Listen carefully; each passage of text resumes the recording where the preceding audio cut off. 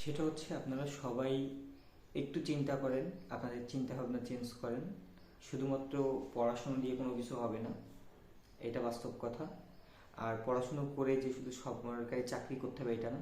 আপনি শিক্ষিত হন মানুষ হওয়ার জন্য, আপনি শিক্ষিত হন নিজেকে সমাজের সাথে তাল মিলিয়ে চলার জন্য। তার মানে এই না গভর্নমেন্ট জবের সমাজের জন্য। আপনাকে মানুষের সাথে কীভাবে ব্যবহার করতে হবে, চলতে হবে, মন মানসিকতা কীভাবে ভালো রাখতে হবে, আপনি কেন খারাপ পথে যাবেন না, সেই সমস্ত শিক্ষা নেওয়ার জন্য আপনি শিক্ষিত হন।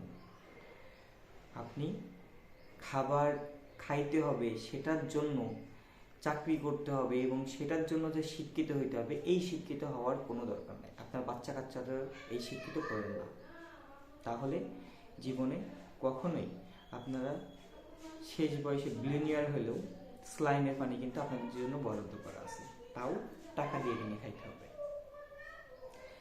আর যদি আপনারা এখনই চিন্তা ভাবনা চেঞ্জ করেন, বাংলাদেশ খুব দ্রুতই উন্নত হবে। বাংলাদেশ না, আপনার ফ্যামিলি উন্নত হবে। আপনারা নিজেরা লং টাইম বেঁচে থাকতে পারবেন যদি আপনারা নিজে কিছু উৎপাদন করে সেটা খান। বাইরের জিনিস বর্জন করুন। বাই।